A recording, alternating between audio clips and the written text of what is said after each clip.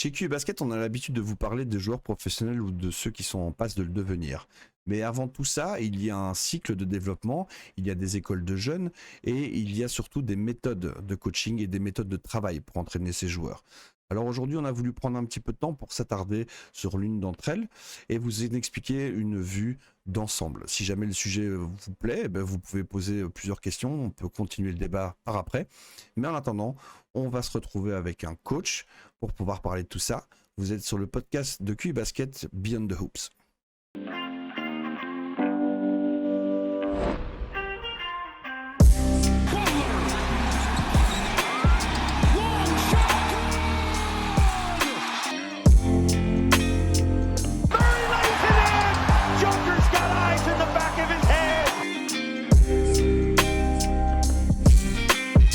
Mitchell has his head up, takes the Levert feed. Oh my!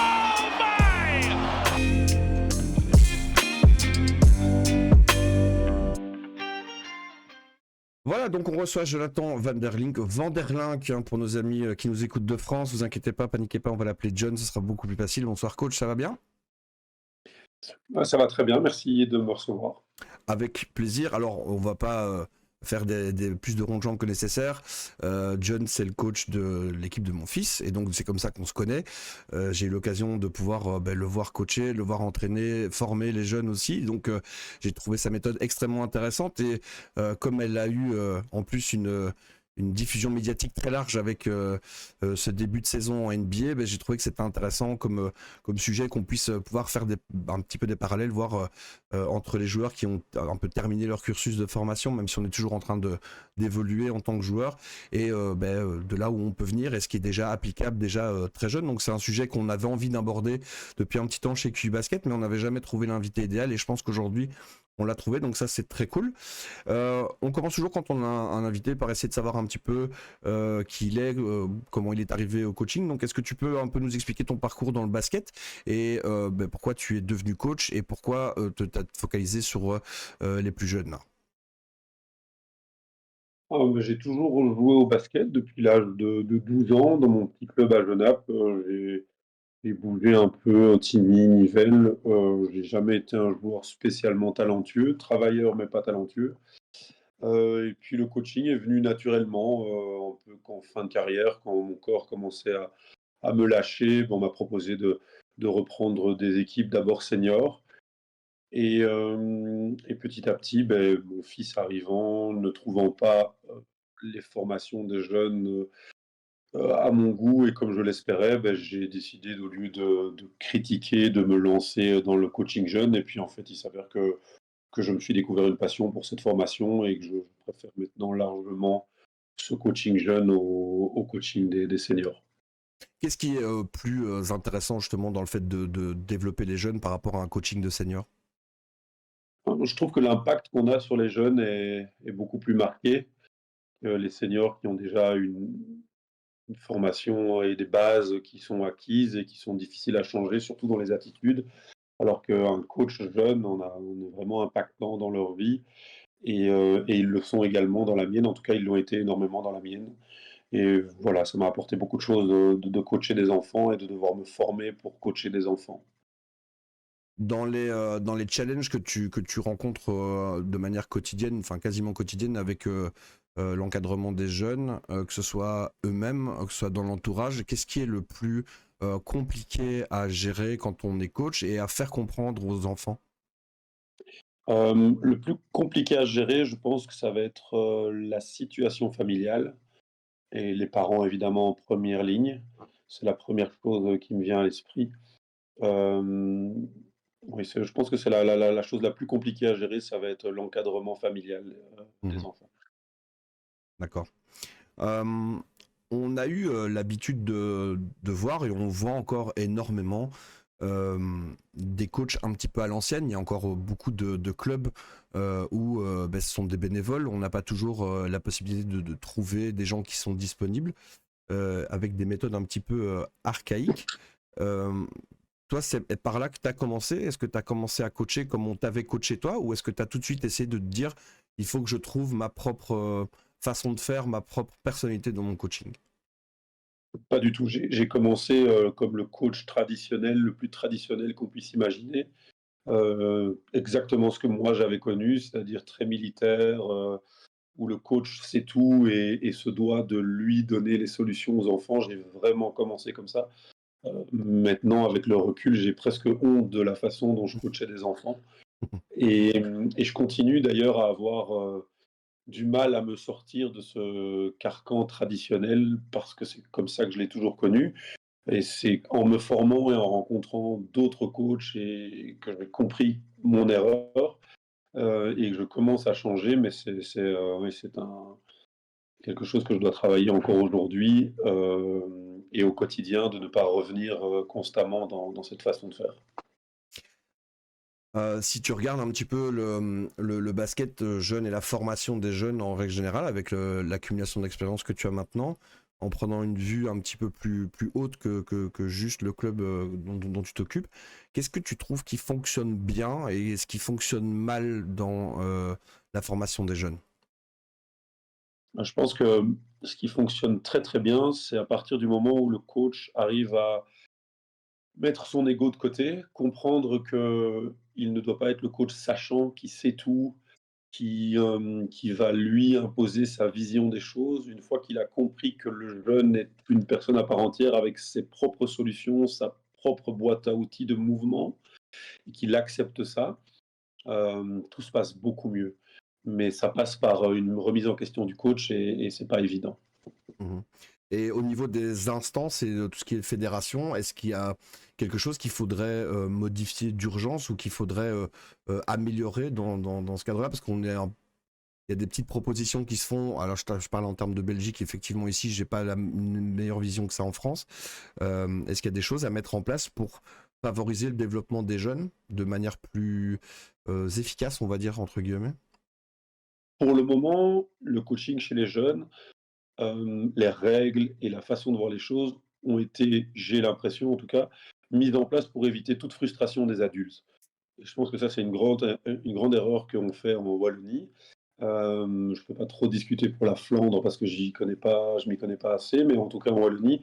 Et je pense que ça doit être repensé et les règles doivent se baser uniquement sur comment un enfant apprend de façon optimum et comment il trouve du plaisir. Et ça devrait pas, les adultes ne devraient pas rentrer ni influencer sur comment on apprend à un enfant à jouer au basket. Alors bien sûr, il faudrait qu'il soit éduqué également, mais je pense que ça, c'est la première chose que la fédération devrait faire. Alors, on va aborder maintenant le virage que toi tu as pris dans ta carrière de coach, hein, qui est un virage quand même assez drastique, surtout quand on a été coaché à l'ancienne. Donc toi, tu as adopté la méthode CLA, donc ça veut dire Constraint Led Approach. Donc, est-ce que tu peux nous expliquer un petit peu dans les grandes lignes en quoi consiste justement cette méthode? En opposition avec la manière traditionnelle qui nous imposait un nombre incroyable de répétitions, sans défenseur, main droite, main gauche, on va plutôt proposer des problèmes aux joueurs, qui va se manifester par différentes contraintes et on va demander à ce joueur de trouver des solutions aux problèmes par le mouvement, son mouvement qui lui est propre. Hem, Ça va résulter dans une façon, beaucoup plus intuitive pour lui de trouver la solution et du coup de retenir le mouvement. Moi, ce que j'ai constaté avec le CLA, c'est que les joueurs ont besoin de beaucoup moins de répétitions pour intégrer un mouvement que quand je leur faisais dribbler, bête et méchant devant un cône. Donc ils deviennent des petits joueurs pour moi, des U12, des U14 qui sont capables de régler des problèmes très rapidement par le mouvement. Oui, donc on n'est plus dans la recherche absolue du geste parfait, de faire le lay-up pied droit, pied gauche, etc. On n'est plus non plus dans des exercices où on est avide, c'est-à-dire sans opposition. On est toujours avec effectivement un obstacle, quel qu'il soit, une contrainte. Alors ça peut être différentes contraintes. Est-ce que tu peux nous donner quelques exemples justement de contraintes que tu mets en place, peu importe l'exercice, hein, que ça concerne de l'attaque, du dribble, de la défense, peu importe, mais d'avoir quelques petits exemples pour que ce soit peut-être un peu plus concret pour les gens. Sûr. On peut contraindre, par exemple, le défenseur à partir d'un côté avec un certain retard. Alors évidemment, en fonction du niveau du joueur, on va augmenter la contrainte et le retard ou la diminuer. Mais en plaçant le défenseur à un certain endroit et avec ce retard, il va défendre sur l'attaquant, ce qui impliquera pour lui d'aller plutôt en main droite ou plutôt en main gauche pour se séparer du défenseur. Au lieu de l'obliger à faire 67 lay-up de main gauche, on va plutôt mettre le défenseur en situation de défendre la main droite plutôt que la main gauche. On voit très vite que les enfants, au bout de quelques répétitions, comprennent qu'il vaut mieux aller main gauche que main droite. Et comme c'est lui qui l'a compris et que c'est lui qui l'a déduit, il va le retenir beaucoup plus vite. J'ai beaucoup moins besoin de parler pour qu'ils le comprennent. Du coup, les entraînements sont plus intuitifs, beaucoup plus rapides et beaucoup plus fun aussi pour les enfants, puisque ce n'est que de l'opposition. Ce qui finalement est ce qu'ils préfèrent, c'est s'opposer aux enfants. Ouais, on a tous vu hein, les vidéos pendant les camps d'entraînement des pivots qui shotent à 80% à 3 points et finalement quand on se retrouve en match, on se retrouve à 1 sur 40. Et donc du coup, ben, cet aspect répétition à vide, effectivement, a montré ses limites plus d'une fois. Et là, le fait de toujours créer des situations, des petites répétitions de match, hein, c'est-à-dire ben, on est en retard sur le défenseur, ben, ça peut simuler le fait qu'on vient de le passer, mais il faut encore aller terminer, on n'a pas encore mis la balle dans l'anneau, donc ce genre de méthode effectivement elle est efficace. Alors il y a le but, c'est ça, c'est de les remettre en situation de match en en espèce de petits matchs, petites oppositions pendant les entraînements. Comment est-ce qu'on peut simuler par exemple je sais pas, le stress que peut ressentir un enfant pendant le match dans une fin de match un peu serrée? Comment est-ce que tu peux entraîner tes jeunes joueurs avec ça? Alors, il y a plein de contraintes à rajouter, mais la contrainte de temps Mhm. fonctionne très très bien. Donc on peut donner un retard au défenseur, mais donner une contrainte de 5 secondes pour aller marquer. On peut aussi une contrainte de scoring. Donc si on marque de sa bonne main, ben, c'est 1 point. Si on marque de sa mauvaise main, c'est 2 points. Mhm. Avec moi, tous mes entraînements sont compétitifs. On compte le point de chaque exercice. Donc ce stress-là est permanent et constant et ça les entraîne aussi pour les situations de match. Est-ce qu'il y a un âge idéal pour démarrer ce genre de méthodologie pour les coachs peut-être qui vont écouter, qui vont se dire tiens moi j'ai une équipe de U8, moi j'ai une équipe de U14, est-ce qu'il y a quelque chose en termes d'âge et en termes de prérequis peut-être techniques?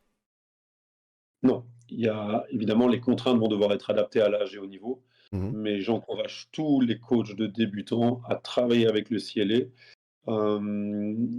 Vous allez tout de suite voir que les enfants déjà s'amusent beaucoup plus, mhm, que les enfants sont impliqués parce qu'il y a très peu d'arrêts, le coach parle très peu, mais les mouvements viennent naturellement. Non, non, il faut commencer pour moi le plus vite possible. Alors, quand je dis plus vite possible, je n'irai pas jusqu'au baby basket. Alors, c'est encore une opinion personnelle, mais moi, je ne crois pas au baby basket. J'ai mhm. mis mon fils au baby basket, mais si c'était à refaire, je pense que je le ferais faire tout à fait autre chose, comme de la gymnastique ou un sport de combat, des sports qui demandent et qui offrent une boîte à outils remplie de mouvements beaucoup plus variés que le basket. Mhm. Mais en tout cas, à partir de 8, sans problème, le CLA peut et doit et devrait être appliqué le plus vite possible. Pourquoi tu crois si fort en cette méthode? Parce que là maintenant on commence à bien se connaître par rapport à tout ça et c'est vrai que c'est un truc, ça a l'air d'être un vrai sacerdoce pour toi et je voudrais savoir qu'est-ce qui fait que tu le défends bec et ongle à ce point-là? Alors moi, c'est simple, j'ai fait les 2. J'ai été le coach militaire traditionnel. Hem, j'ai été aussi coaché militaire traditionnel. Et maintenant que je suis CLA, je vois le plaisir de mes enfants. Je vois surtout le niveau de l'équipe qui a vraiment augmenté énormément depuis que j'applique cette situation-là. Et en fait, je l'applique à moi-même. J'ai compris beaucoup de choses sur moi-même en passant au CLA. Et j'en viens par exemple, à avoir beaucoup de mal avec le système scolaire en Belgique, qui pour moi représente le système traditionnel du basket, c'est-à-dire rester assis devant 8 heures à écouter quelqu'un parler. Ça n'a jamais fonctionné pour moi, j'étais exécrable à l'école. Et en fait, en comprenant la méthode du CLA et la philosophie du chaos, j'ai compris que j'étais moi adapté pour cette philosophie-là. Et en l'appliquant à un groupe de 16 enfants de 11 ans, ben, je le remarque, en fait, le groupe fonctionne beaucoup mieux et beaucoup plus autonome que quand je le coachais traditionnellement. Donc c'est vraiment sur le terrain que j'ai compris mon erreur et l'erreur qu'on m'avait appliquée. Et je me suis aussi pardonné beaucoup de choses. J'ai toujours regretté d'avoir été mauvais à l'école, mais maintenant je me dis que c'est peut-être en partie de ma faute, mais peut-être pas tout à fait quand même. Mhm. Tu parles d'ambiance chaotique, je sais plus quel terme tu as utilisé, du chaos. Philosophie du chaos, oui. C'est ça. Est-ce que tu peux expliquer un petit peu, par exemple, pour quelqu'un qui va débarquer à un de tes entraînements, qui va regarder, qui va se dire, attends, c'est pas comme ça que ça marche, en tout cas, c'est pas comme ça que je le connais. Est-ce que tu peux décrire un petit peu, allez, dire l'univers, en tout cas, ce qu'il va voir, ce qu'il va découvrir de manière générale? Je pense que je vais commencer à dire comment je l'ai découvert. Ouais. Disons que j'avais match en jeune avec, à Bruxelles, je vais pas citer le club, mais je suis arrivé avec mon équipe très militaire, avec un échauffement carré, où rien ne dépasse. Mhm. Je suis arrivé dans ce club où le coach n'était pas là, il n'y avait personne pour faire la table, le concierge voulait fermer la salle parce qu'il ne savait pas qu'il y avait match. Donc voilà, notre échauffement commence dans ce chaos et nous, on fait un échauffement évidemment carré comme d'habitude et les joueurs adverses, eux, il y a un 2 contre 1 par là, il y a un contre 1 de l'autre côté, il y en a un qui shot, il y en a un qui dribble sur le demi-terrain et c'est chaotique puisqu'il n'y a pas de coach pour les encadrer et voilà. Et le match commence et on gagne le match, mais leur la rigueur qu'on leur met et le côté militaire qu'on a très carré ne leur pose aucun problème, aucun souci parce ils sont habitués à vivre dans ce chaos. Et je regarde le match et puis en rentrant dans ma voiture, je me dis: «Mais ce chaos les aide», voilà et je me dis: Je suis un coach incroyable, j'ai découvert quelque chose». En fait, en rentrant, j'ai fait comme tout le monde, j'ai tapé sur Google et en fait, c'est pas je vais rien découvrir du tout. C'était déjà largement documenté et c'est comme ça que je suis arrivé au CLA et j'ai trouvé des coachs comme, Chris Oliver qui en parlait, très, très bien et qui disait, de embrace the mess et voilà et donc c'est comme ça que j'ai découvert ça et mes entraînements maintenant, je mets un point d'honneur à ce quelqu'un qui rentre et qui n'y connaît rien dans la salle. Je veux qu'il dise, «Waouh, l'entraînement ici, c'est le bordel». En fait, oui, c'est le bordel, mais c'est un bordel que j'ai créé et au sein duquel je demande à mes joueurs de s'organiser et donc de se parler, de communiquer, de trouver une façon de fonctionner. Alors, c'est pas rare de rentrer dans la salle chez moi, d'avoir des 2 contre 2, des 3 contre 3 qui se passent en même temps, simultanément, de la musique, et beaucoup de choses comme ça.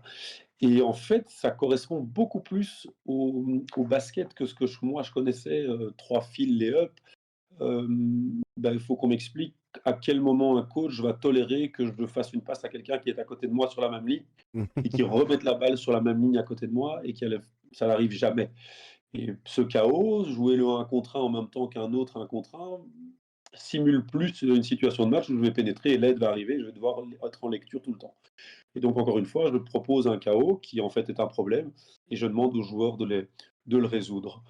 Voilà, et donc les entraînements sont beaucoup plus adaptés aux enfants, ils cherchent, ils trouvent, ils discutent, mais c'est vrai que de l'extérieur, le non initié doit me prendre pour un fou un petit peu, oui. Mhm. Donc en gros, pour que j'explique aux gens, tu crées un cadre de travail avec de la musique, avec des enfants, des ballons, des paniers, des consignes, des contraintes, des consignes où on explique l'exercice, mais on n'est pas en train de diriger l'exercice, c'est ça la différence. Et puis derrière, c'est à eux de communiquer, c'est à eux de trouver une façon pour que ça fonctionne et de trouver, oui, des solutions. Donc ça, C'est ça. c'est vrai que quand on voit ça de l'extérieur, les premières fois, on se demande un petit peu, peut-être pas quel est le bordel ici, mais on est plus en train de se demander comment les enfants font pour s'y retrouver en fait. Quand on a des yeux d'adulte là-dessus et des yeux de papa pour le coup, et d'avoir découvert ça aussi, c'est de se dire, moi je connais mon gamin. Il va se retrouver là-dedans, il y a une mouche qui passe, il la suivrait des yeux jusqu'à l'autre bout de la salle, et là tu lui mets de la musique, des consignes, des ballons, des coéquipiers, et en fait ça fonctionne très bien. Donc c'est vrai Il n'a pas que... le temps. Il n'a pas le temps de se focaliser sur la mouche parce qu'il Ouais. doit justement s'organiser lui-même. Le jeu part tout le temps, c'est tout le temps de l'opposition et donc ils n'ont pas le temps et donc moi j'ai beaucoup de parents qui me disent: «Oui, mais le mien, il est, HP ou il est, hyper, actif et Mhm. c'est difficile». Moi, quand ils viennent chez moi, je n'ai jamais un problème de bavardage, discussion. Ils n'ont jamais le temps. En fait, les garçons, surtout les petits garçons, je parle des petits garçons parce que je ne l'ai jamais vraiment essayé avec les filles de cet âge-là, mais ils ont besoin de ça, de bouger, d'expérimenter et ça leur va vraiment très bien. Alors ici, attention, il y a énormément de rigueur, hein. Oui. Les gens qui pensent que c'est on les laisse faire. Non, il y a des vrais principes de jeu qui sont impliqués là-dedans, mais ils s'organisent. Je ne coach pas la rotation de l'exercice, moi j'explique l'exercice et eux se débrouillent. Et je n'ai aucun problème de temps en temps à dire: «OK, là, la rotation ne se fait pas bien, vous avez 2 minutes pour discuter ensemble et faire en sorte que l'exercice tourne mieux». Si au bout d'une fois ou 2 je vois qu'il y a un souci, je vais peut-être les orienter vers une solution. Mais en fait, maintenant, ils sont tellement drillés ils font tourner les exercices, peut-être même mieux que moi parfois. Alors, j'imagine qu'il y a quand même des gens qui ont été, qui peut-être des structures, ou enfin des gens qui ont peut-être remis ça en cause, qui ont peut-être été curieux. Est-ce que tu as plus souvent des gens qui viennent avec une réaction un peu peut-être négative parce qu'ils connaissent pas, ou c'est plutôt de la curiosité? Tous les gens qui sont venus à Genappe suivent l'entraînement et maintenant je commence à avoir eu quelques coachs qui sont venus suivre l'entraînement vraiment et qui ont essayé de comprendre la méthode, sont repartis en me disant: «Waouh, c'est incroyable» et se sont lancés dans le CLA. Tous. Ceux à qui on l'explique oralement, eux ont plus de mal. Mais quand on voit la méthode et qu'on essaie de la comprendre, en fait, tout tombe sous le sens et tout paraît tellement logique et c'est très difficile de voir l'intensité et le niveau de ces enfants de 11 ans et de se dire: «Non, il y a quelque chose qui ne va pas». C'est très compliqué donc quand on s'y met vraiment, c'est difficile. Donc j'ai très peu de retours négatifs, sauf les gens qui n'ont eu qu'une information orale et qui voient ça de l'extérieur. Mhm. Donc voilà, c'est une invitation, hein, vous pouvez tous venir voir les entraînements de Genève. On mettra les liens dans la description pour pouvoir joindre John si jamais vous voulez venir voir, parce qu'effectivement c'est vrai que ce soit de le lire sur internet, de se l'entendre expliquer, c'est pas facile à se représenter, mais effectivement euh, quand on le voit en vrai, non seulement on voit la structure qui se met en place petit à petit avec les jeunes qui prennent en fait le premier rôle quasiment là-dedans, mais on voit aussi vraiment le plaisir. On voit aussi l'intensité qui monte parfois aussi d'elle-même, parce que il y a toujours cette mise en situation de match, et finalement ouais, pour tous ceux qui ont été joueurs, on le sait, parfois on vient à l'entraînement avec les pieds de plomb, ça arrive. Par contre, en match avec les pieds de plomb, normalement ça c'est quasiment jamais le cas. Donc quand on sait que ces entraînements ressemblent très très fort à des petits matchs, à des parfois même des matchs classiques, forcément ça donne un petit peu plus envie de venir, c'est bien normal. Alors on va faire la passerelle avec la NBA, on va continuer à parler évidemment de CLA, etc. Mais on va le faire via Transforming Basketball, hein, qui est un organisme qui est géré par Alex Sarama. Alors ce nom ne vous dit peut-être rien, mais si les plus observateurs d'entre vous auront peut-être remarqué, si vous regardez le banc des Cleveland Cavaliers, le coaching staff, vous avez au deuxième rang, vous avez Démarré Carroll qui est là, et souvent à côté de lui, pas très loin, il y a quelqu'un qui est blond. Eh bien, c'est Alex Sarama qui est en charge du développement des joueurs à Cleveland cette année. C'est quelqu'un qui a qui a créé sa structure pour développer justement le CLA. Ça s'appelle Transforming Basketball.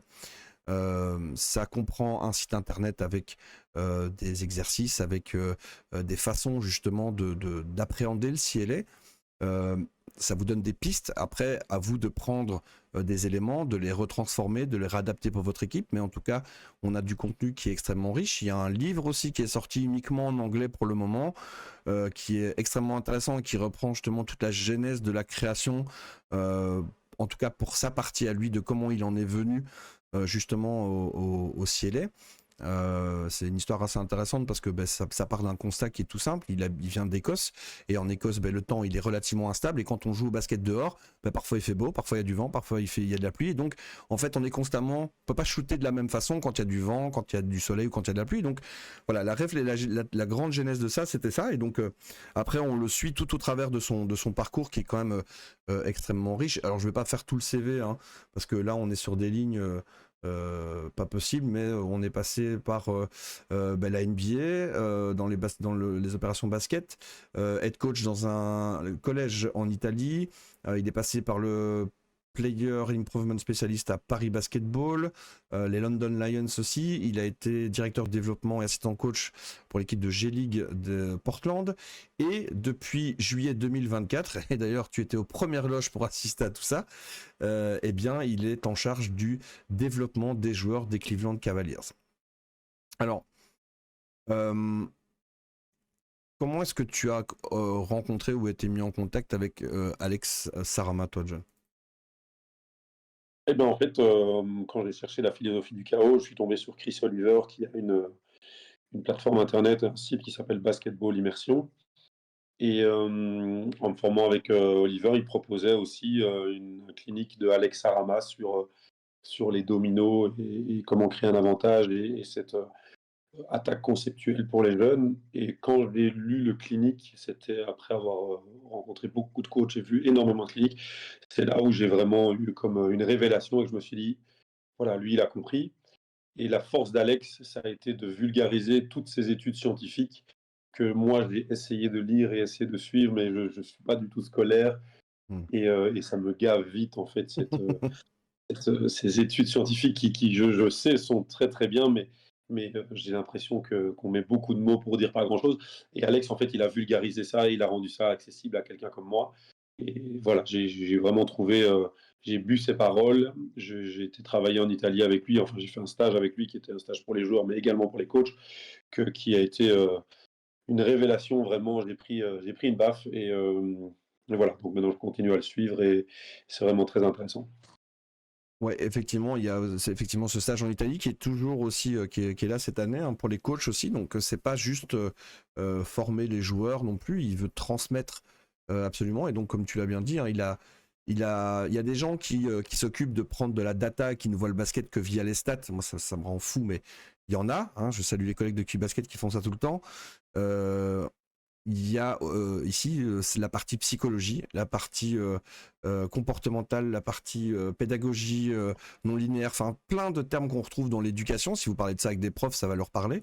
Il a su effectivement prendre l'essence de tout ça et le transformer en du langage de basket avec une terminologie qui est propre à Transforming Basketball. On t'a entendu tantôt évoquer le terme de domino, hein, ça fait partie des choses comme ça.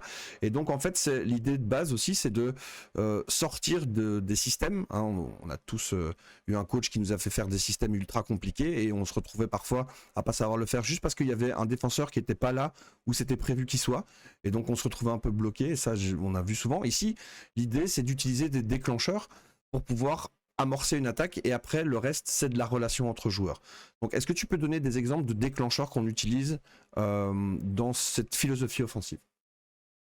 Le déclencheur, ça va être tout ce qui est les transforming, appelle ça les get, end of, screen, en fait, tous les écrans porteurs, non porteurs.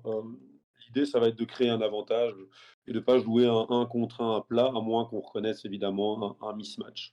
Voilà, donc les déclencheurs, on va rentrer dans tout ce qui est oui, écran, tout ce que vous pouvez penser, mais derrière ça, il n'y aura rien de scripté ou d'écrit à l'avance.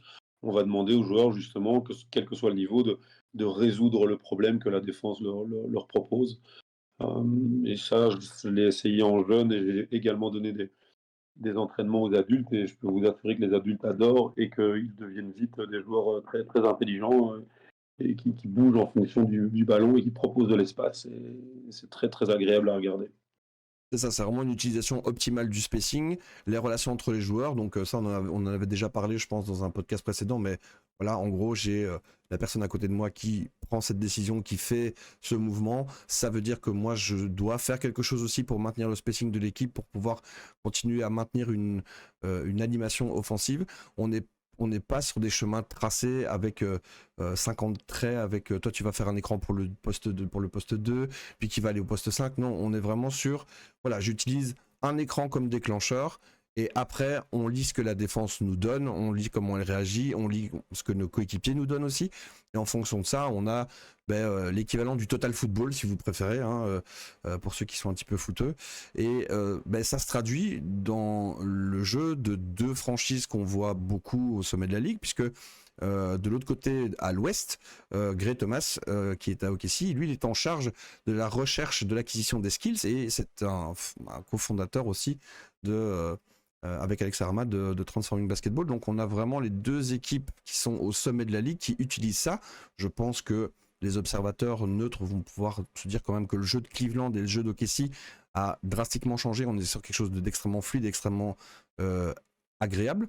Alors, je ne vais pas te demander si tu as regardé tous les matchs des Cleveland Cavaliers, hein, ça n'intéresse que moi et 10 autres personnes en Belgique, mais dans ce que tu as vu de Cleveland, qu'est-ce que tu vois, où est-ce que tu vois le plus la patte d'Alex Arama dans le développement des joueurs? Le spacing, le partage du ballon, le mouvement sans ballon, c'est vraiment C'est vraiment à ce à quoi, nous, on essaye d'arriver avec les jeunes et c'est comique de regarder parfois parce qu'on reconnaît vraiment des choses qu'on travaille à l'entraînement. Alors évidemment, à un niveau tout à fait différent, mais quand même, on voit sa patte, dans le mouvement de ballon et le mouvement sans ballon et résoudre les problèmes. Et je trouve alors évidemment, je vis pas avec l'équipe, mais je trouve qu'on sent qu'il y a aussi une entente parmi les joueurs Mhm. et cette méthode apporte ça. Ils sont obligés de se parler, ils sont obligés de tout le temps s'arranger ensemble. Et en fait, quand j'ai été en Italie, oui, on a parlé basket, mais on a beaucoup plus parlé de l'atmosphère dans laquelle on mettait les joueurs, pourquoi on s'entraînait comme ça. Et une grande raison, c'est parce que l'atmosphère, justement, qu'on crée autour du groupe était positive, agréable, de partage. Et je trouve qu'on voit très fort ça à Cleveland, que ça leur plaît de jouer comme ça. Ils sont là pour l'un l'autre et ça se voit très fort.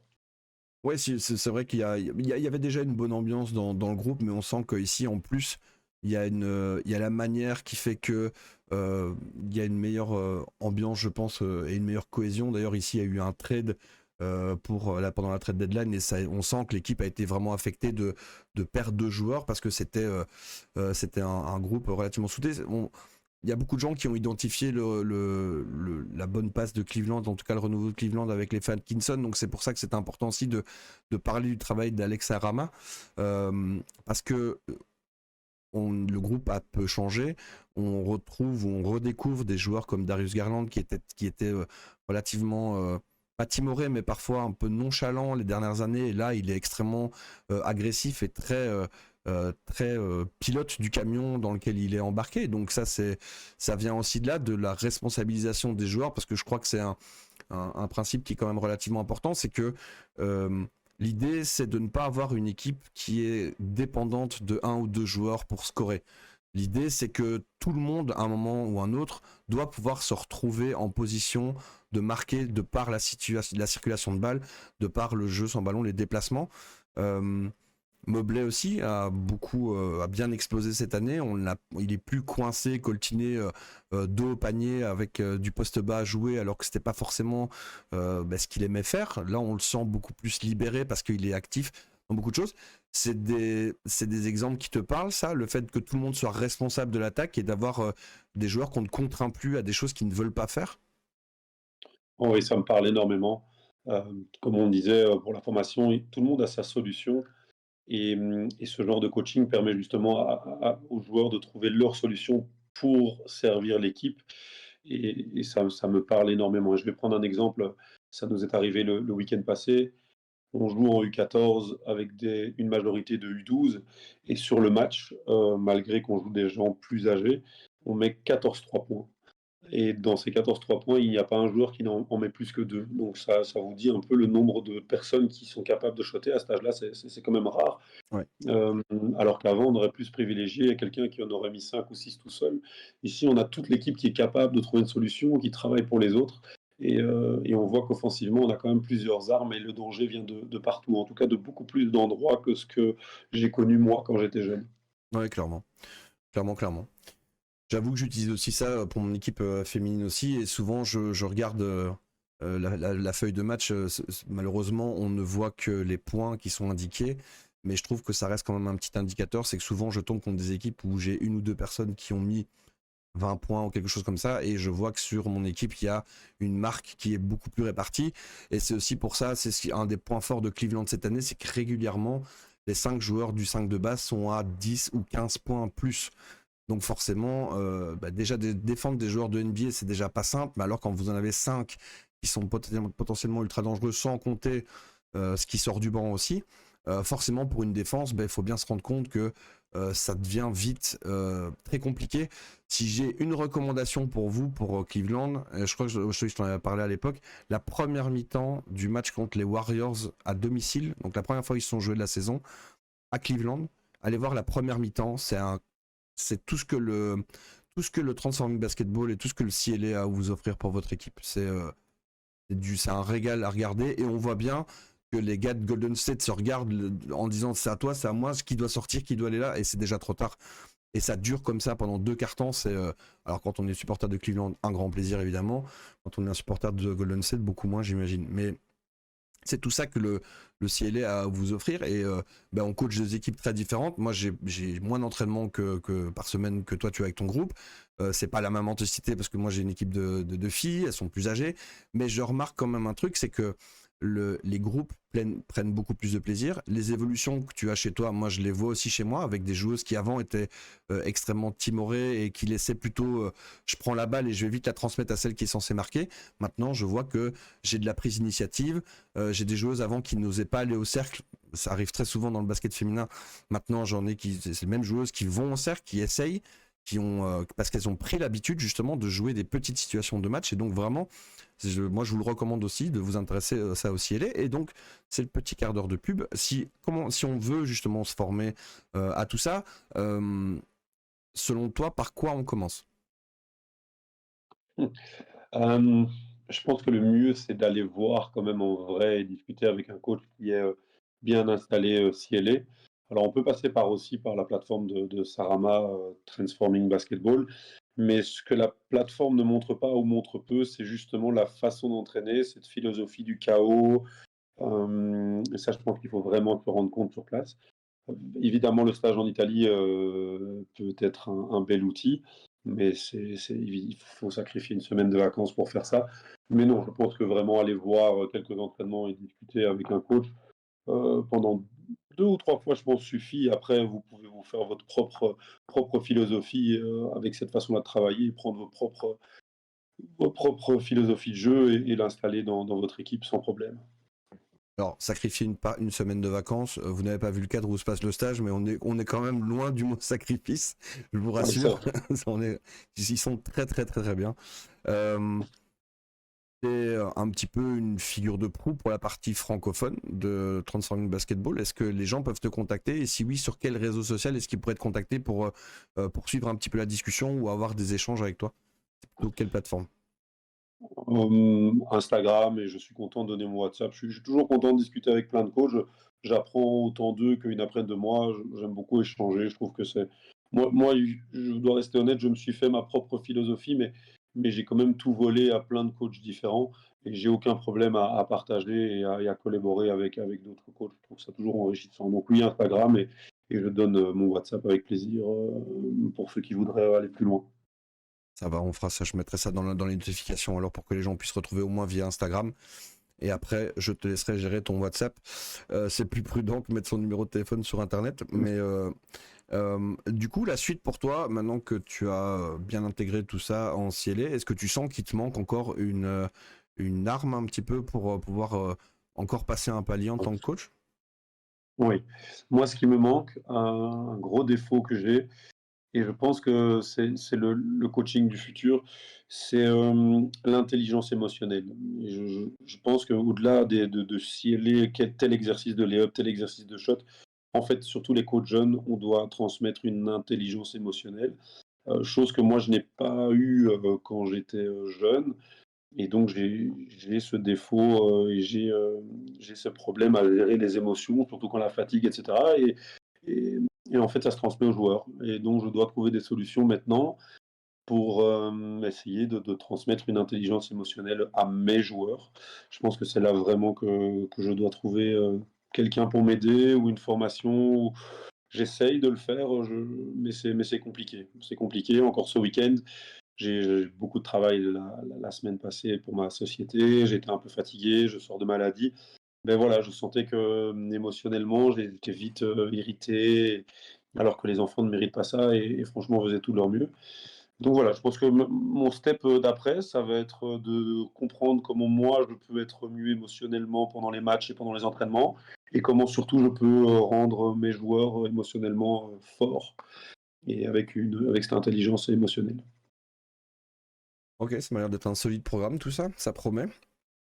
En tout cas, si jamais vous avez besoin de renseignements par rapport à tout ça, si vous avez envie d'essayer, si vous avez envie de vous plonger un petit peu dans ces méthodes de coaching qui changent de l'habitude, on voit énormément de vidéos sur les réseaux sociaux, sur des exercices avec des mecs qui font des dribbles autour de poubelles ou autour d'une chaise.